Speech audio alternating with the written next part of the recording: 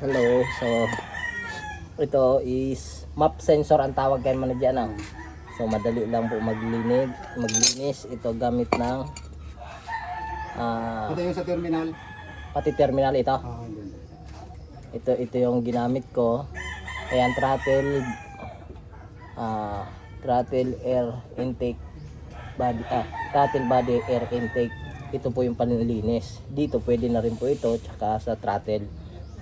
Para isa na lang ang bibili nyo, ito ang throttle, pang mga sensor pwede na rin po sa panlinis. So ganito lang, spray nyo lang.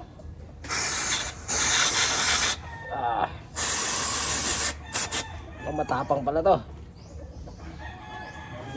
mahapdi, so kailangan pa lang ingat.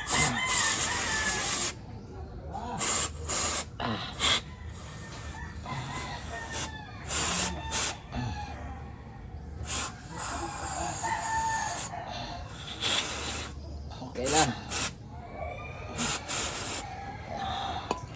So ayan, malinis na kanina, ang dumi.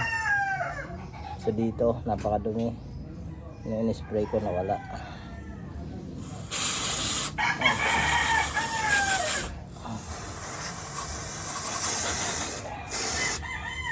Ganun lang.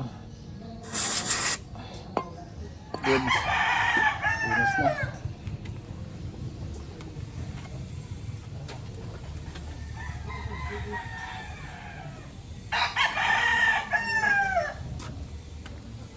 Ayan, dami kong basaan kanina tinapong ko. Goods na, malinis na. Okay, ganun lang kadali guys. Then ito ang susunod na nating lilinisin, throttle body air intake. Ayan guys, napakadumi oh. Ito yung cause ng paglakas ng gasolina. So dapat malinis, napakadumi guys oh.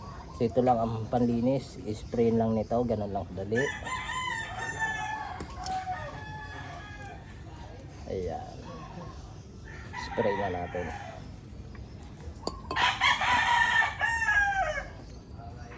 Ayan guys, ayan na dumi. So i-spray lang natin para malinis, hanggang malinis ito ano. So ganun lang ang proseso. So ito yung mga sensor. Ito yung oxygen sensor. Ayan, nalinis ko na, in-spray ko na throttle body, yung throttle body air intake, yung pang spray panlinis doon pwede na rin dito sa sensor na to. Ito yung mga sensor na nilinis natin. Map sensor, malinis na kasi madumi ito kanina. Ayan, linis na. So ganun lang kadali yung mga lilinisin ng mga sensor ng ating sasakyan na dapat para hindi masyadong malakas sa gasolina. Yan mga nilinis natin. Okay.